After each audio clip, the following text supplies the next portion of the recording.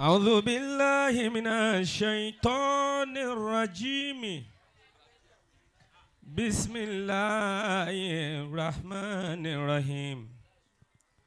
ولقد سبقت كلمتنا لعبادنا المرسلين إنهم لهم المنصورون وإن جندنا لهم الغالبون. ورد الله الذين كفروا بغيظهم لم ينالوا خيرا وكفى الله المؤمنين القتال وكان الله قويا عزيزا. يا قبلة العلم يا من فاق أكرانا يا مرشد القوم يا من طاب عرفانا ينمو بكم قدوة الإسلام لا شتتا بزكاته رجالا ثم نسوانا الشيخ رضوان سر الشيخ لمنيغون يا مرحبا بك يا من قوله درر أنت تكف جميع الإسب عن شرور لما هويت من العرفان آيانا بيان بقى لون تبقى بيان باتوبي أني توبي Baba Lakabi Shami Malesha Imagagan Logun Beinga Onilu Beyan Baga Alohun tó gbéga. Àwọn àyẹ̀dá. Beyan bá tóbi, àníhun tó gbé tóbi. Baba Lakabi Shami Malesha Imagagan Logun Beinga. Owó ayé ó níbi tó ti mọ́. Ọlá ayé ó níbi tó ti mọ́. Babalamunigun Ṣàmì Málẹ́ṣà. Baba Adunmo Ṣàmì Málẹ́ṣà.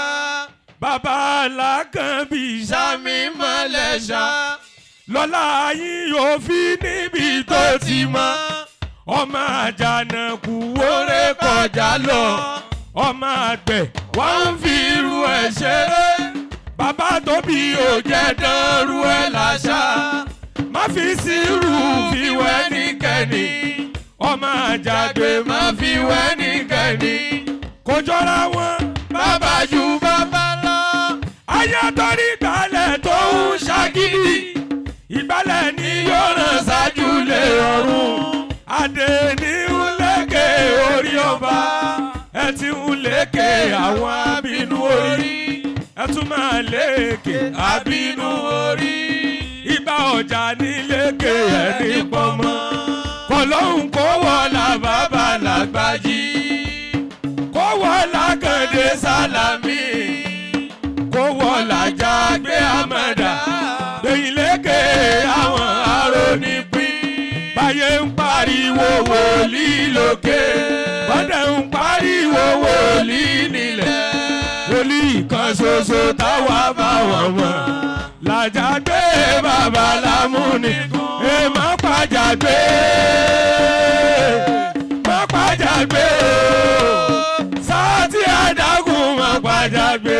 Babalamunigun má pàjàgbé. Àjàgbé Ọlọ́run má pàjàgbé o. Sáàtì àdágún má pàjàgbé. Babalamunigun. Adidi Ṣáàdàlì Arabi. Aliadabi Alimudabi. Asilajati Bisajirati. Waliwudu ani Arija. Aribadami Ṣarasiyaye. Aribadami Ṣarasiyaye. Wàṣàkísù ṣàrúlìmọ̀. Sọ pé èmi làjàgbé. Èmi làjàgbé. Ọmọ àjàgbé. Ọ̀rẹ́ àjàgbé. àjàgbé ọmọ àjàgbé ọ̀rẹ́ àjàgbé ọba má ṣe mí lọ́tà àjàgbé. alẹ́ ni àjàgbé ṣe ní ká ló mọ̀ o. tó ṣe ní ká ló mọ̀ o. ẹni àjàgbé ṣe ní ká ló mọ̀ o. ire làjàgbé ṣe sọ̀dọ̀ wa.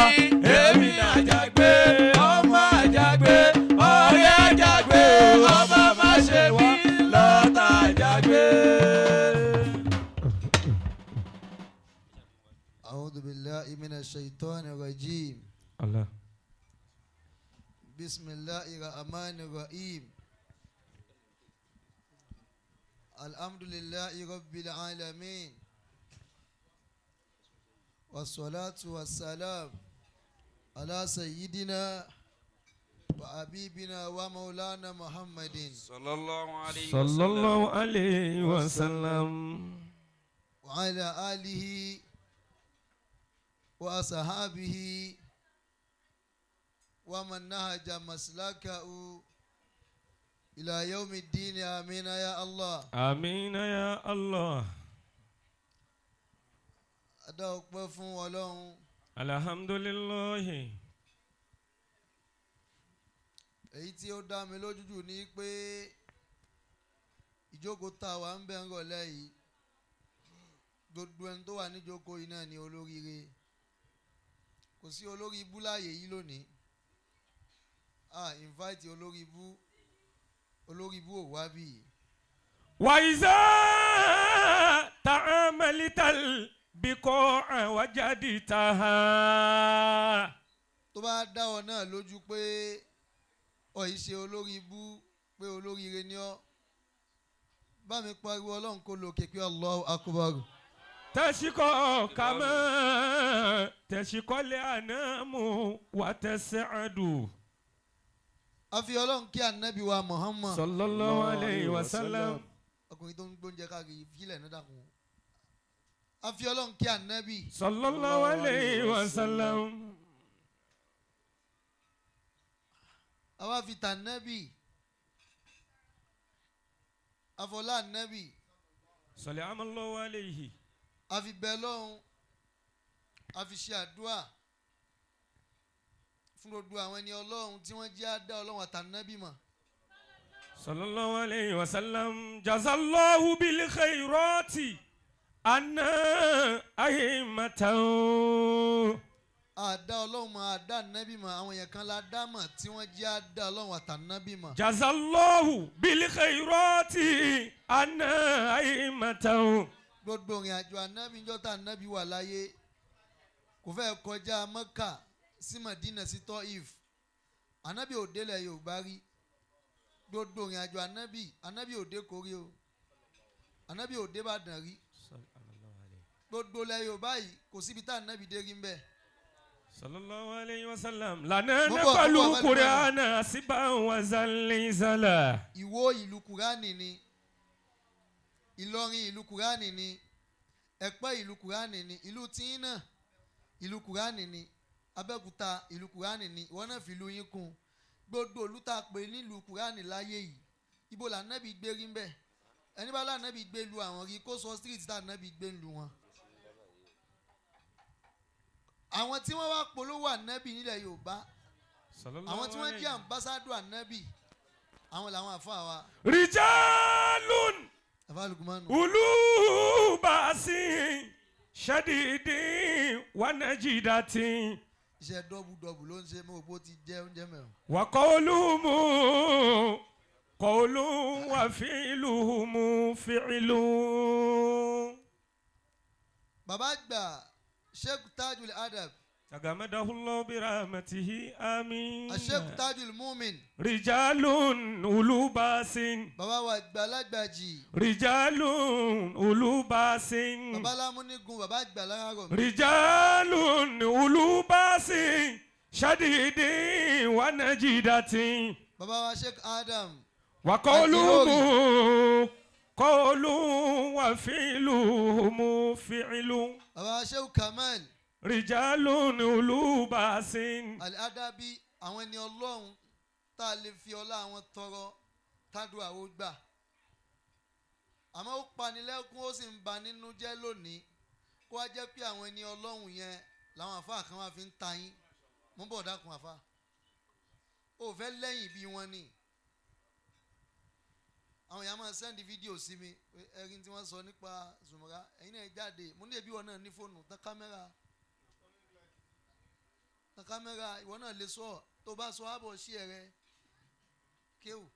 Walakam sami'na fil masai wa fi duha. O ti ń jáde mọ́ jù tí ó máa wálẹ̀ díẹ̀. Shakison ala ba'din nawaya tarannamu.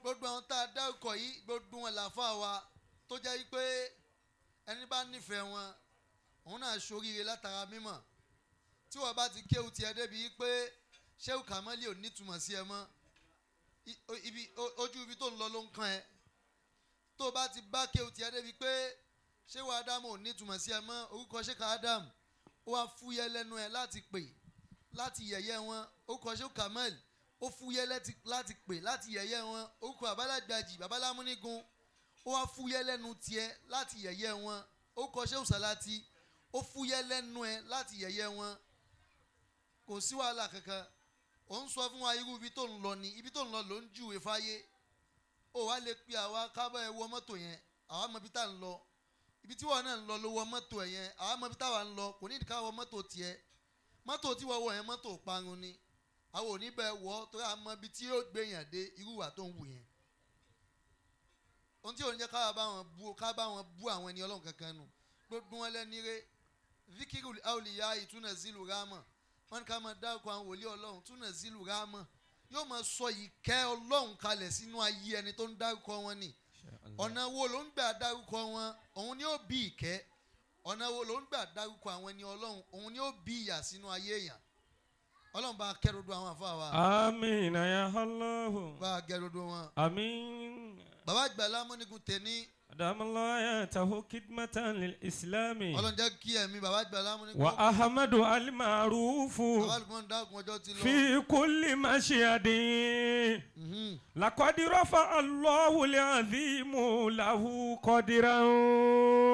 Wọ́n á fi kíkí gbogbo àwọn ẹni Ọlọ́run tí wọ́n ti lọ àtàwọn tán kù láyé lónìí tá à ń dá tọ́ mi sí mo fi kí kalẹ̀ àwọn ẹni Ọlọ́run. Wa atahu ilman fil wara wa mahabbatan.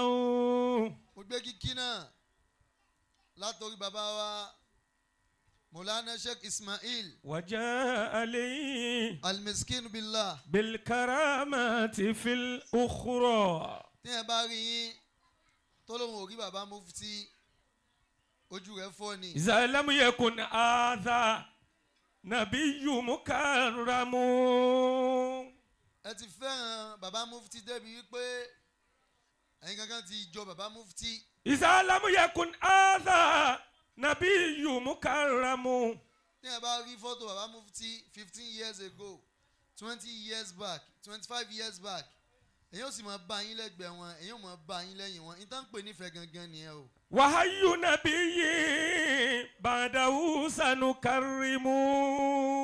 Ẹ̀yin ṣe alásáwọ̀ ìfẹ́ kọ́ nìyí ẹ̀yin ṣe alásáwọ̀ ìfẹ́ ó jáwá kọ́ nìyí ẹ̀ jáwá ẹ̀yin gangan ni bàbá mufti lẹ́yìn náà àfi bàbá mi mufti kì í bàbá wa Sheikh Ismail olóhùn ní padà. Ọlọ́run ní lóhùn ṣe mọ́. Yazidul khayra. Ọlọ́run bá a dúró ti bàbá mufti. Khayrukumu dawama. Mo wá fi Mawlana Sheikh Ismail. Walaysa sharru ya'rukumu dawama. Mo fi kí Alhaji wa Agole Zambo. Walaysa sharru ya'rukumu dawama. Àkọ́bí gbogbo ọmọ Òṣùpá. Damallahu ayatahu. Agole Zambo Olúfimọ́. Ọlọ́run ní jẹ́ kó burú fún yín. Kullu ladhina tusamma qawmi Luqmana. Mo rí ohun tó ṣe mí lè mọ̀ púpọ̀ lára yín lénìí. Mo ti mọ̀ pé Agole Zambo pọ̀ púpọ̀ tẹ́lẹ̀. Àmọ́ mi ò tún mọ̀ pé ọmọ kí ó tó bá wọn. Kullu ladhina tusamma qawmi Luqmana. Ó yẹ kó wo bí ọ̀lù yìí yìí ṣe rí wàá rí i pé à ń ṣe fàájì ni bí ọ̀lù yìí ṣe rí yìí wàá rí i pé ìjókòó fàájì ni kò yẹ kí nọ́ọ̀sì yẹn pariwo jù kó mọ̀ bàbá da àwọn yẹn láàmú. al-ilmu zanahumu wal-judu wal-adabu kullu alladhina tusamma qawmi lukumana. torí pé orúkọ kan náà lẹ́ ń jẹ́ ló fi ń rán al-ilmu zanahumu wal-judu wal-adabu. bẹ́ẹ̀ni. al-ilmu zanahumu wal-judu wal-adabu. ajiwa arole zambo. damala hayatahu. mo mọ ẹ̀bùn púpọ̀ mọ́ yín mo mọ ìtẹríba mọ́ yín mi ò wá mọ̀ pé kí òun yẹn tún pọ̀ tó bẹ́ẹ̀ ẹ̀rẹ̀ ń sọ lárúbá bí ẹni tó ṣẹ̀dí láti mọ́sárì torí pé mò ń kọrin ni mi ò fi lo kéwú mọ́ ò mọ kéwú tẹ́lẹ̀ náà níjọ́ tó wà ń lé kéwú ni dákun kò nídìí kéèyàn kàwé púpọ̀. kò nídìí kéèyàn kàwé púpọ̀. tó bá ní làákàyè dédé yìí tó kà ń gbà tó kéré yẹn náà wàá máa rántí gbà tó dàgbà èmi ò bùkátà kí n mọ̀wé púpọ̀ bí mo ṣe wà primary 1 day 6 náà mo kà àmọ́ 1 day 6 yẹn ó lọ fà o ó yé mi gan ó yé mi yékéyéké kò mi ò lọ yunifásitì àmọ́ primary 1 to 6 yẹn ẹni tó jáde yunifásitì yóò ṣe pẹ̀lẹ́pẹ̀lẹ́ nítorí pé àfọ́ ọmọ àfàlà wa àti kékeré láti ṣe jálàbí fáwọn ọmọ skul wa tá a jọ lọ léèwé láti kékeré àtìgbà tá a ti wà ń bí ọmọ ọdún 5 6 ọmọ ọdún 7 8 ẹ̀yin ọmọ àfà kí ni àwọn bàbá tí ń lò fẹ́yìn tẹ́ fi mọ̀wé báyìí ẹ lọ dá tẹ́tẹ́ náírà jọ tí odò yín náà bá fẹ́ mọ̀wé á sì bá gbìyànjú tí wọ́n á ń jọ́ kejì òun náà ó sì máa mọ̀wé díẹ̀díẹ̀ yóò sì ṣiṣẹ́ kò sí ní tó jẹ́ orí bẹ́ẹ̀ ju wípé àjẹbí ni lèèyàn fi gbọ́dọ̀ fíra ìwé ọmọ àfà lè máa ṣèrànù lọ́wọ́ ó máa padà balance torí wọ́n dá alájọ ni wọ́n dẹ̀ sọ fọlọ́run pé àwọn ò fẹ́ kí sí àwọn parun ọmọ tí ò ní jẹ́ kó parun náà ni wọ́n bí yẹn bẹ́ẹ̀ ni afáwa ìgbàrólé zambo. adamallahu hayatahu. ọwọ́ kan tá a pè yín lẹ dá wa lóhùn ó dídí owó lẹ̀ mọ́ ń gbà àrólé zambo mà kéré nú ayé ẹni tó bá ń gbèrè ẹ̀ga gíga méjì ló wà bámi mufti gíga méjì ló wà adamallahu hayatahu. gíga méjì ló wà gíga kan wà gíga tọ̀dọ̀ Ọlọ́run ni gíga kan wà gíga tọ̀dọ̀ èèyàn ni téèyàn bá ti nìkan kò ní ní kejì gíga tọ̀dọ̀ Ọlọ́run òun ni àgbéga gíga tọ̀dọ̀ èèyàn òun ni ìgbéraga téèyàn bá ní àgbéga kò ní ní ìgbéraga téèyàn bá ní ìgbéraga kò ní ní àgbéga.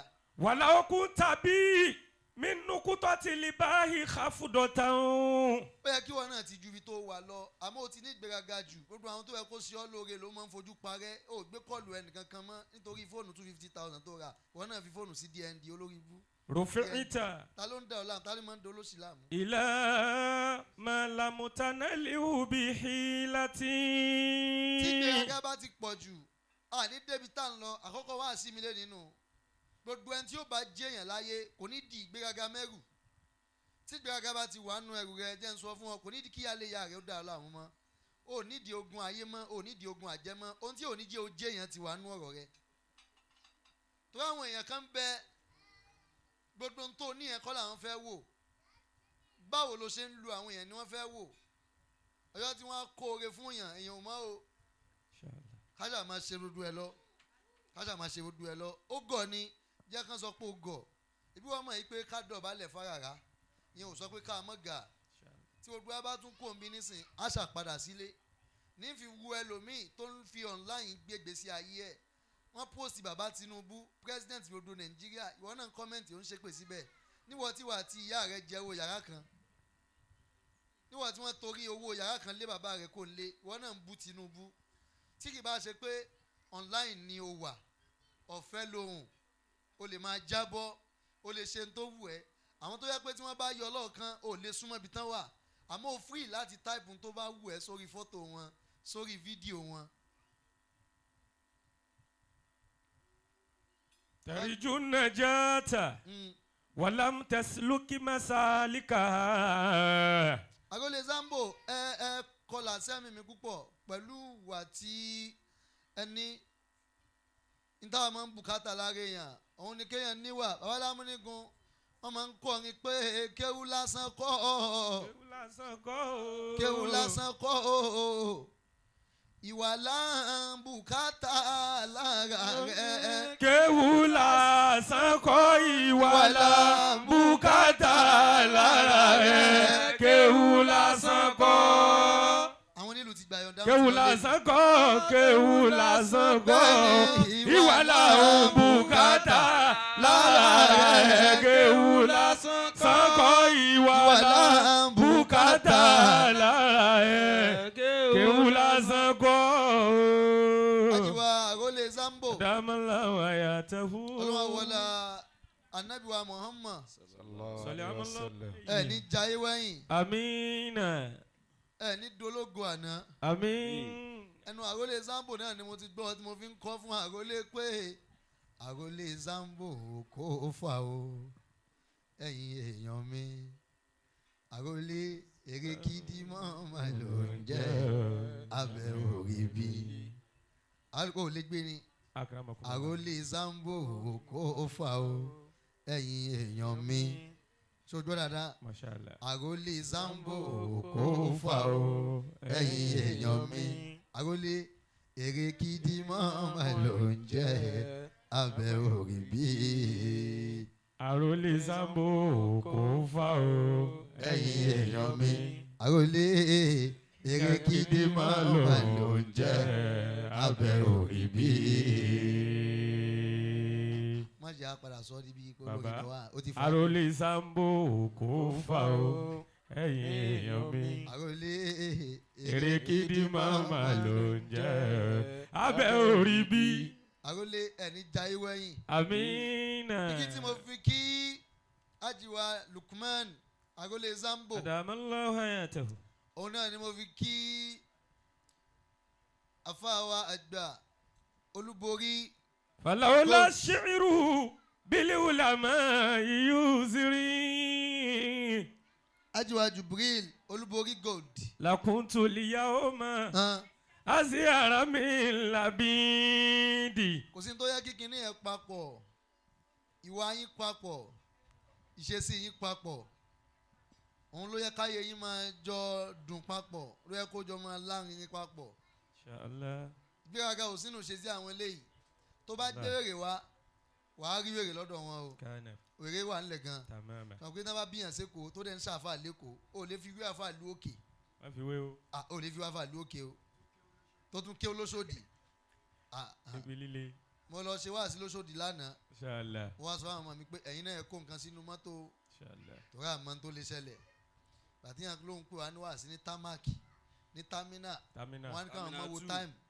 Wọ́n ní 8:30 to 11:30 lálẹ́. Ta mo fẹ́ ṣe wáàsí fún mòlúdì. 8:30 to 11:30 ní támínà 2 lóṣòdì. Wọ́n ní ẹ̀yin àfa ẹ̀jẹ̀ àfúrá o. Majhulu la Europe. Ẹ̀jẹ̀ àfúrá o. Kò sí ní tí ò lè ṣẹlẹ̀ ń bí o. Àwa pè sójà a sì pe àwọn ọlọ́pàá. Ẹ má tẹ̀lé wa dójú àgbo ẹ dúró ń tòsí. Wọ́n lè fẹ́ máa lẹ ìgò. Kó máa jẹ́ pé àwọn ọmọ kéwó ti tú láàní torí mi ò lè tú tèmi. Láíláí ó kàn lè fẹ́ tú ọ̀rẹ́ lè tú. Akramakumullah. Gbogbo àdánwò tí ó mú àwọn ọmọ kéwó tú láàní ṣe àkókò ń bọ̀ lọ́dún àfàgbà díẹ̀díẹ̀ ni. Mashallah. Ìyẹn tẹ̀ gbọ́dọ̀ prevent it. Prevention is better than cure. Cure. Firaru ló kàn bá wọn. Akramakumullah. Walawo fil mala.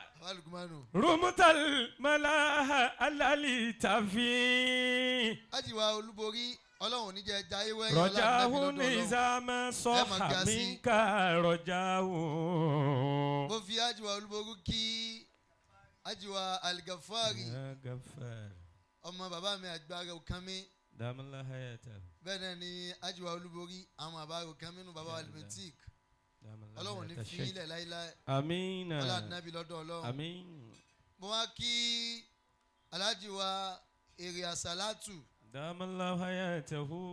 Bàbá dáadáa Ọlọ́run ní fi ilẹ̀. Wàyín kí lálí mọ́dà. Ọlọ́run á ṣàlékún àgbéga yín. Yẹ́sùkú káfílì wárọ̀. Látara yín àwọn èèyàn mọ̀ pé àsálátù ní èrè. Ntẹ́ kọ́kọ́ wí ni pé ẹ mọ̀ fàsálátù ránṣẹ́. Inshallah. Bẹ́ẹ̀ bá ráyè dé Mádínà. Ẹ ti mọ̀ fàsálátù ránṣẹ́. Gbàtà ànábì wa rí i pé àsálátù tó lè fi ránṣẹ́ yìí ti pọ̀ o. Ẹjọ́ wa fíìsìtì wa o. Ànábì wa pè yín gangan.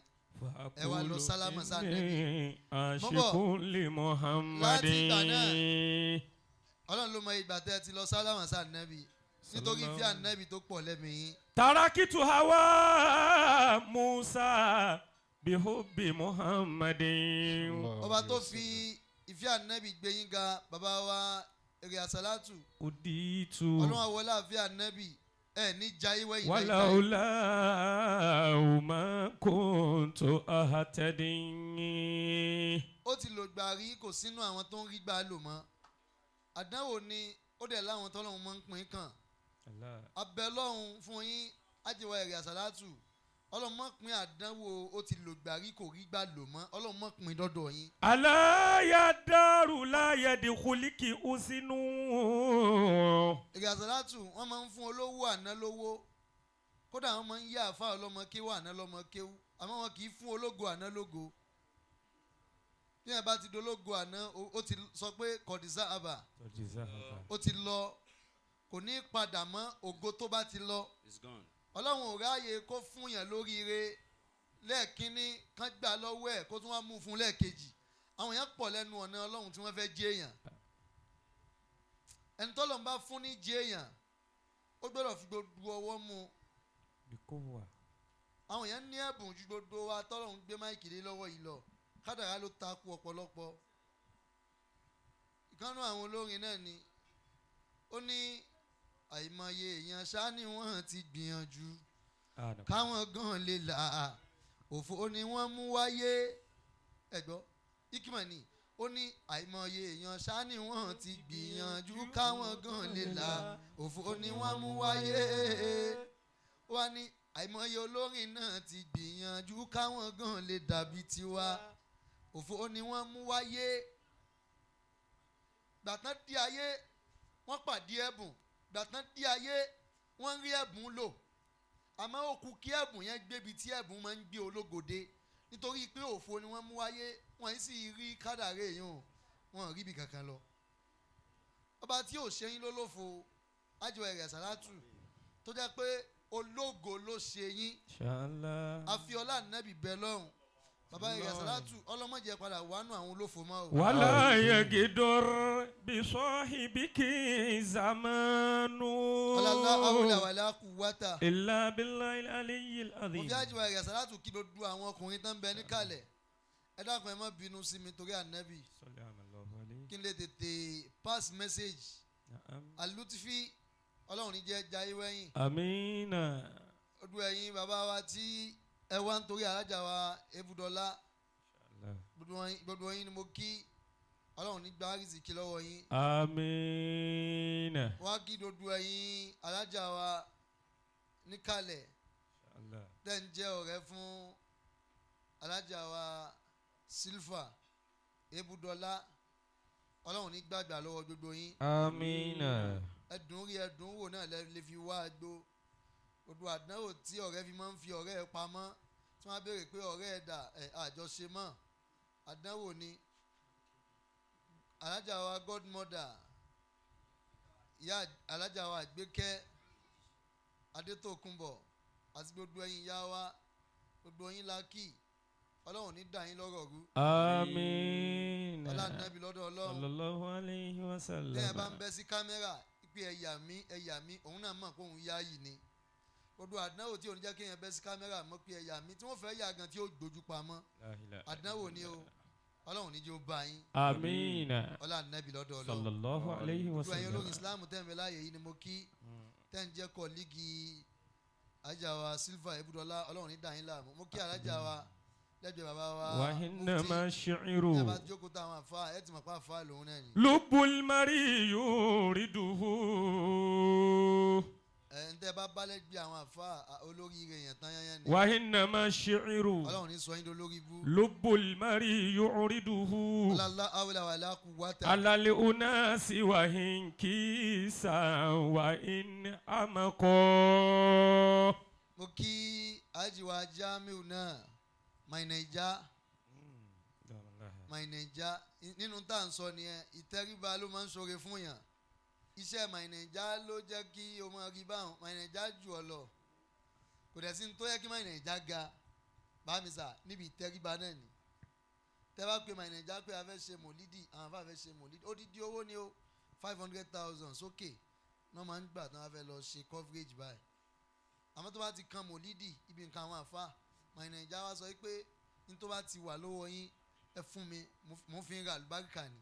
Allahu Akbar. látara gbólóhùn yẹn Naija yẹn sì di òkè ní o pọ̀pátá bá fi léṣe wọgbó a kì í jù nù òun ló fà á tẹ̀ mí Naija báyìí ó ti di òkè lọ́dún àwọn àfáà náà ni níbi alukurani náà ni ọdún kan ò lè dé nísìnyí kí Naija yìí máa lọ sí Mọ́kà lẹ́ẹ̀mẹ́ta abẹ́mẹ́rin ó kéré jù lọ́dọọdún láti bíi 6 years lọ́dọọdún ẹni yóò lè ka ìgbà tó ti lọ Mọ́kà tó ti lọ Mọ̀dínà mọ́ ó ti di ara lé ànábì ọ̀dẹ̀ tí tó gbé débẹ̀ tó bá tún lọ bó ti ń lọ náà ni kíní tó gbé dání náà ló fẹ́ lọ ṣe ń bẹ̀ ìwọ tó ń yí àwọn àfa káàkiri báyìí tó tiẹ̀ ríra rẹ̀ ó dáa máa wá polówó kìbìlàtẹ́yìn wàá síjọ́ tí kìbìlàtẹ́yìn bá ń kó yẹn lọ Mọ́kà umra ni wọ́n ń lọ ní o ájì ni wọ́n ń lọ ní o àwọn àti Naija ni wọ́n jọ ń lọ láláì ní san 5 naira. tàwa dán tẹkùn kanájímì. mo bọ̀ níta ń sọ fún wọn náà nìyẹn pé lọ nítẹríba àwọn tí wọ́n fẹ́ ṣoore fún ẹ wọ́n observe ẹ àwọn èèyàn kan ń bẹ wọn ní súnmọ́ ẹ lọ́dún mẹ́wàá wọ́n dẹ̀ máa wù ẹ́ lọ́ọ̀kan. láhàlì náà dèrè. tó bá rò pé àwọn èèyàn ò kí ń rí ẹ ò ń tanra ẹ jẹ ni o nǹkan tó bá ti mọ̀ ọ́ ṣe tó bá jẹ́ ẹ̀bùn ẹ máa ṣe lọ àwọn èèyàn ń wù ẹ wọn kàn dá sí i ni tọ́lọ́run bá ti kán mọ́ sí àwọn èèyàn máa dá sí i. aláṣọfọ àti limahi wà wà ràfin. Naija ẹ̀ níjà ewé ẹ̀yàn. wàlá takùn ká dùkánì yàlú bí náfúsì. mo kí àjùwà alátọ́ba kọ́ tìlìjà òwe wà wà wàdí. mo kí àjùwà ó wá sí náà ọlọ́run bá aṣàlékún àgbéga fún yín. àmín. ọlọ́run hàn lọ́dọ̀ ọlọ́run. àmín. ọlọ́run awùlẹ̀ wàlá kú wátà. ilà bílà ilà aliyu azim. àjàwà Zulfa Ebudola tamlayataha. Àkànní Àmọ̀kẹ́ orin akínyìn kú oríire gbogbo ẹni tó dà níyàn pé òun fẹ́ ṣe nǹkan rẹ̀ náà kọ́ lọ́lọ́run fún láàyè kó rí ṣe. ma kullu nawi yajidi khairan bi niyyatihi. abalùmọ́nù ohun rẹ̀ ti ń lọ òkè ju ọ̀lù yìí lọ díẹ̀. ma kullu nawi yajid khairan bi niyyatihi. èrò mo fẹ́ di báyìí láyé àníyàn mo fẹ́ dà nǹkan báyìí láyé bámi mufti baba Zambo tó bá jẹ́ pé àníyàn mo fẹ́ jẹ́ èèyàn lèèyàn fi máa ń jẹ́ èèyàn ni gbogbo ẹni tó jẹ́ èèyàn yẹn ẹ̀yìn ni ò bá ń wà nítorí pé tó bá jẹ́ mò ń rò pé mo fẹ́ jẹ́ èèyàn lèèyàn fi máa ń jẹ́ èèyàn àwọn kan mọ̀ ọ́ jù ẹ lọ ọlọ́run ò fàṣẹ sí ni. ma kullu nawi yajidi khairan bi niyyatihi. tó bá jẹ́ àníyàn àti pinnu mo fẹ́ jẹ́ èèyàn láyé làwọn èèyàn fi máa ń jẹ́ èèyàn ni tí kì í bá aṣọ ọlọ́run ní máa ń fi oríire léèyàn lọ́wọ́ ni mọ́tò tó ra yẹn ó rí i pé kò kí ẹ kú oríire ọkùnrin tó wà ládùúgbò yín kì í ṣe pé ó ní kèéta kò ní kèéta mọ́tò tó ń rà sẹ́mi ju tiẹ̀ lọ ni. ma kullu nawi yajidi khairan bi niyyatihi. ìwọ ra mọ́tò 10 million ẹni tó yẹ pé níjọ́ tó ti wà ní ọmọ 20 years ló ti dà ní ẹ̀ pé tóun bá kọ́ fẹ́ gun mọ́tò Lamborghini lòun fẹ́ gùn mọ́tò 250 million 350 million kò ní kí onífẹ́ǹsà kú oríire wàláì kò ní rí onímọ̀sù bí olóríire a kàn máa wò ó bíi pé kí ló ṣe nísìnyí ó ti fẹ̀mí ra mọ́tò ẹ máa wò ó tó bá wọ sáìtì tí wọ́n ń kó àwọn ilé ńláńlá sí yóò máa fi ó ti àfà yóò sì máa fi ẹnu kọ̀ndẹ́mù gbogbo iṣẹ́ táwọn èèyàn ṣe pé kò yẹ kó rí báyìí kò yẹ kó rí báyìí ṣáàrí gbogbo tó ní ò yẹ kó rí báyìí kò yẹ kó rí báyìí bẹ́ẹ̀ náà ló rí lóòótọ́ kò yẹ kó rí bẹ́ẹ̀ lóòótọ́ àmọ́ ta ni yóò gbọ́ sí lẹ́nu pé kò yẹ kó rí bẹ́ẹ̀ òun ló fẹsẹ̀ rìn débẹ̀ yìí mo bọ̀ dákun ó ti kọ́lé ńlá sẹ́mi ẹ̀ ní tí wọ́n kọ́ tó pé gbogbo ayé sí òun ní tóun fẹ́ kọ́kọ́ yẹn ní tó fẹ́ kọ́ jù bẹ́ẹ̀ lọ ọlọ́run ni ò fàṣẹ sí i ọlọ́run ni ò mérò ẹ̀ lọ́lé àṣẹ. ma kullu nawi yajidi khairan bi niyyatihi. mo fẹ́ jẹ́ èèyàn kéèyàn sì máa wá jẹ́ èèyàn àánú ọlọ́run ni o. hamudan li rabbil ladhi awla bi in'ami. mo ń sọ lẹ́ẹ̀kan mo ní ó yẹ ká kí bàbá wa Ramani Àkànní Mr. Lecturer ó yẹ ká kí wọn kú oríire wọn ni pé iṣẹ́ tí mò ń ṣe tí mo fi jẹ́ èèyàn láyé ọmọ mi ń bá mi ṣiṣẹ́ náà ní ẹ bá wà nínú ayé á mọ̀ pé ájúbára mọ́ ní àkànní pọ̀ púpọ̀ àlùbáríkà yẹn ní agbára àwọn eléyìí ń gbé owó lọ burúkú wọ́n ń gbé owó lọ gan níbi iṣẹ́ àmọ̀ kọrin yìí náà kọ́ ọmọ wa sọ pé èmi náà fẹ́ ṣiṣẹ́ bàbá mi kọ́lọ́n sì wá gbà fún ọmọ náà kóun náà máa wá rí i ṣe tá a bá ti kí ọmọ náà kú oríire ó yẹ ká bá bàbá ẹ̀ náà dúpẹ́. Alhamdulillah. wọ́n ti wà nínú ìrìn àjò ọ̀rọ̀ ajáwa Ebudola ó tójọ́ 2-3 díẹ̀ 6 years ago òní ló pọ́dún 6 gẹ́gẹ́ ajáwa Ebudola ṣe lọ́ńchìn ńìlọrin èmi náà ni mo lọ ṣe wá síbẹ̀. Mashallah.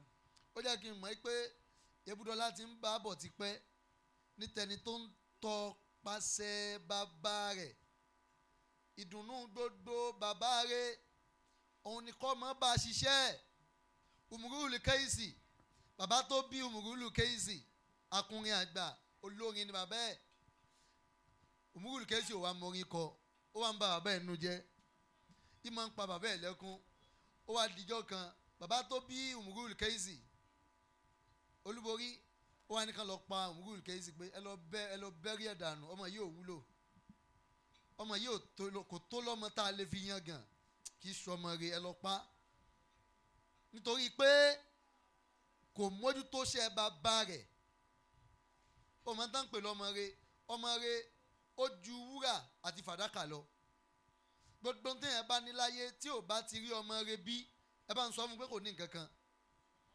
gbogbo téèyàn bá jẹ́ láyé tọ́lọ́run bá ti fi ọmọ rẹ̀ tá lọ́rẹ ọmọ àgbẹ̀yìn tẹ́yìn ṣe tí ó máa ṣiṣẹ́ rẹ̀ lójú ẹ̀ tí bàbá wọn ò fi mọ̀ pé iṣẹ́ wọn ò ní parun ẹ̀yìn wọn ò ní bàjẹ́ ọlọ́run ò tí ì kẹ́ bàbá náà ọlọ́run gbaṣẹ́ ṣé Adam gan gbogbo ọlọ́run ṣe wá ṣàánú ṣé Adam tó ọ̀gá oore tọ́lọ́run ṣe fún Sheikh Adam ni pé Sheikh Habib Mudirul Markaz òun ni àgọ́lé Sheikh Adam ṣáà pé àsìkò tá a wà yín nísìnyí gbogbo ilẹ̀ ti di ẹ̀gún ọ̀rọ̀ ti ṣòro sọ tí ò bá jẹ́ni tọ́lọ́run kún tá a bá ń lọ wá sí báyìí a máa ń bẹ ọlọ́run ní pé ọlọ́run ò fi ẹnu wa mọ̀ ná má jẹ́ àsọ èyí tí wọ́n sì gbọ́ ìjà lọ́tún ìjà lọ́sì ó tiẹ̀ ti sú àwa sọ̀rọ̀sọ̀rọ̀ torí àmọ́ ibi tí a sọ̀rọ̀ sí tí wọ́n ní sọ pé alábòsí ni àmọ́ èyí tó dá mi lójú jù ní pé ọ̀gá oore tọ́lọ̀ ń ṣe fún Sheikh Adam ní kó fi Mudirul Markaz ta Sheikh Adam lọ́rẹ torí tí ò bá jẹ́rù Mudiru lóró lè Sheikh Adam iléeṣẹ́ Adam lè tóbi lánàá kó má tóbi lónìí ọ̀gá oore tọ́lọ̀ ń ṣe fún Babalamunigun bí wọ́n ṣe pọ̀ tó lánàá àkọ́kọ́ àfáà súnà ní Nàìjíríà Babalamunigun ni àkọ́kọ́ àfáà tó gbé ẹ̀ ẹ máa bójú yín ẹ máa wí láwà nílá àwékọ́gbọ́n Babalamunigun làkọ́kọ́ àfáà súnà gbogbo bọ́lọ̀ ń ṣe wá ṣe yẹn kò tí ì tó oríire kò tí ì tó yọ̀ sí tọ́lọ́hún bá fi àwọn ọmọ wọn dùn wọ́n nínú Babalamunigun tèní intanki Babalamunigun tàná sí ni pé Babalamunigun tèní ju Babalamunigun tàná lọ o tí ì dọmọ re o tí ì dolórí rí ọmọ tó bá jẹ́ pé bàbá rẹ ni wọ́n fi ń kí ọ ó dijọ́ tán bá tó fi ọ́ kí bàbá rẹ ká tó kí ọ kú oríire mọ́mọ́ dákun ọmọ tí wọ́n bá tí ì lè fi kí bàbá ẹ̀ kò tí ì róríire ṣe láyé làwọn ànábì Ọlọ́run fi pàtàkì ọmọ púpọ̀ àwọn ànábì Ọlọ́run kì í sunkún lé wọn kì í sunkún owó àmọ́ wọn máa ń sunkún ọmọ Zakari ìyá sunkún ọmọ sọ́dọ̀ Ọlọ́run ó sunkún gan pé Ọlọ́run dákun ṣàánú mi ìníkìftù lìmọ̀wálíyà mi wàrà yìí ọ̀kánẹ́ tìmúra àti akira fáàbùlì mi ladun kawaliya.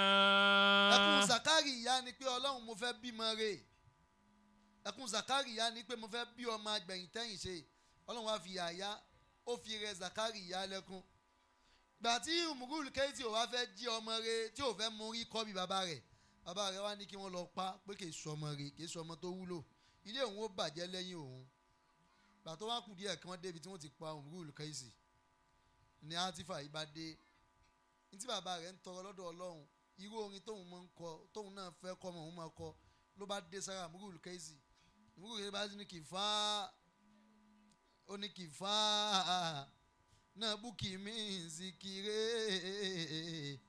àbí ìbí wa máa ń zilé.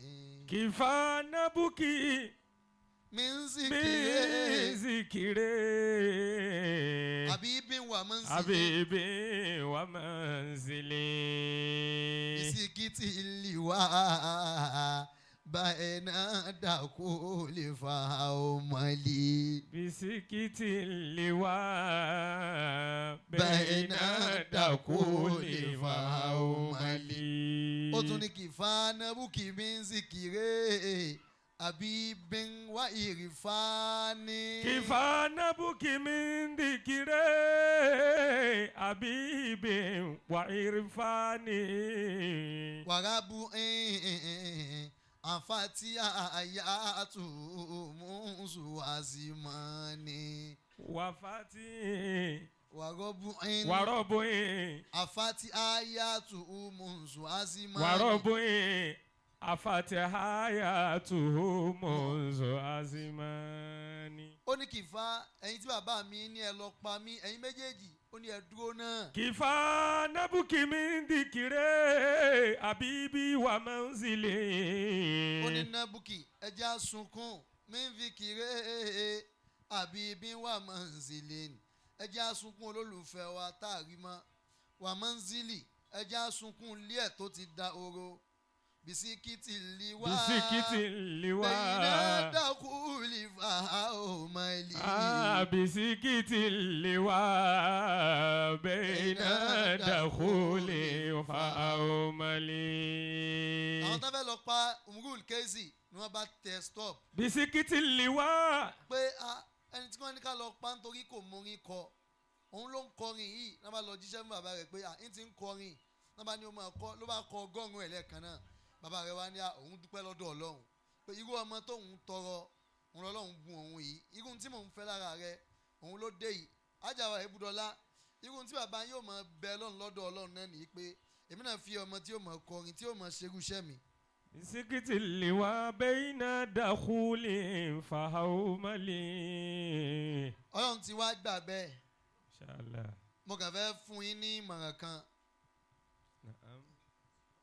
Kò sí ní téèyàn ń ṣe láyé Ajá Zulfa téèyàn ò ní ní àwọn èèyàn kan níbì kan tí wọ́n á máa sọ pé ìranù ló ń ṣe.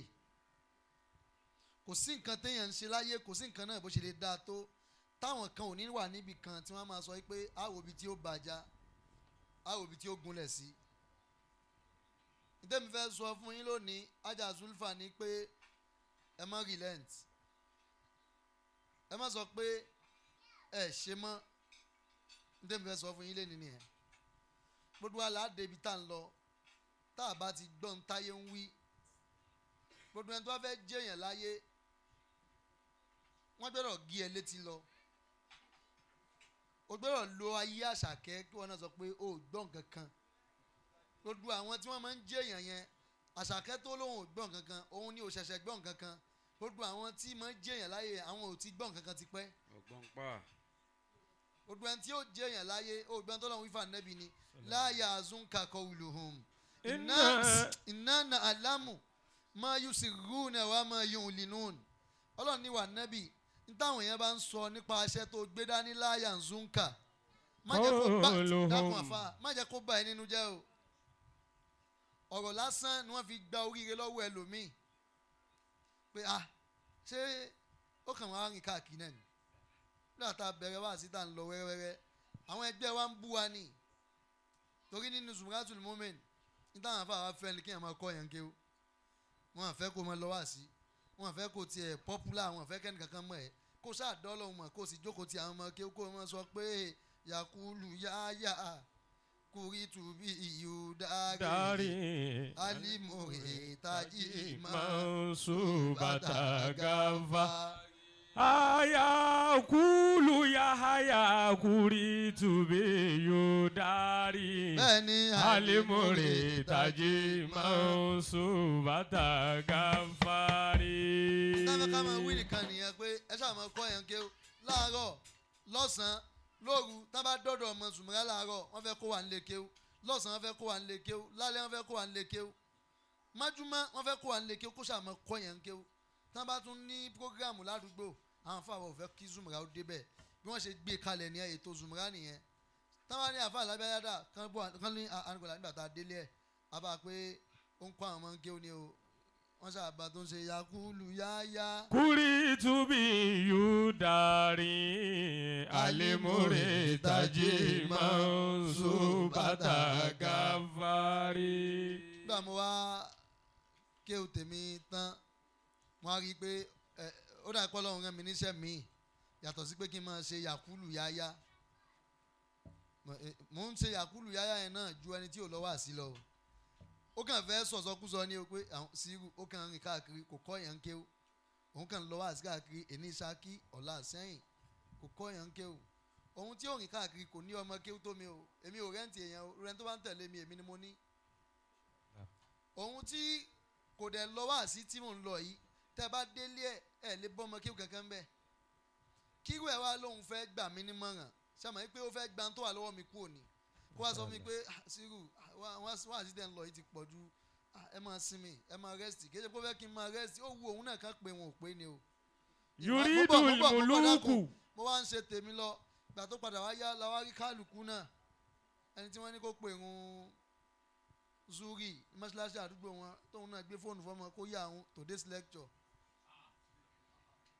ẹni tí wọ́n ní ó ṣàdúrà níbi freedom àdúgbò tóun náà ní kán yá àwọn second lecture today mo ní lecture ládùúgbò yín náà àṣé kínní ìwù kálukú náà sórí gbogbo ohun tó dáa tó wà lọ́wọ́ ẹ ayé fẹ́ kó jùlẹ̀ káwọn wa mú ni kò sẹ́ni tí ò ní nǹkan tó dáa tó bá ti gbọ́n táwọn èèyàn ń sọ ò ní soríire ò ní débi tó ń lọ ẹni tí ó ṣoore fún ọ lónìí ó lè má tí ì lówó tí ó fi ṣe àwọn èèyàn kan ní àníyàn owó ni wọn ò ní tó bá torí pé o ti lójú kòkòrò jù tó bá torí ẹ̀ tó bá ń fi ojú kòkòrò bá àwọn èèyàn lò wàá sọ àwọn èèyàn gidi nù ẹlòmíì ò lówó àmọ́ lè fún ẹni tí ó lè fún ẹ lẹ́ni tá a fún ẹ lówó mo bọ̀ jẹ́ ń sọ fún ẹ lẹ́nìí èèyàn náà ń pè ní ayé tán bá léèyàn ráyé wá èèyàn ni wàá mọ̀ tán bá léèyàn sórí ibú èèyàn náà ni wàá pàdé èèyàn ló máa gbé ẹ lọ next level mo ń bẹ lọ́hùn mo fẹ́ lówó kò sẹ́ni tọ́lọ́hùn fẹ́ na owó sí láti sánmọ̀ ó máa rán yàn sí ẹni ẹni tán fẹ́ rán sí ẹ òun ló pè ẹ ló gbé kọlù yìí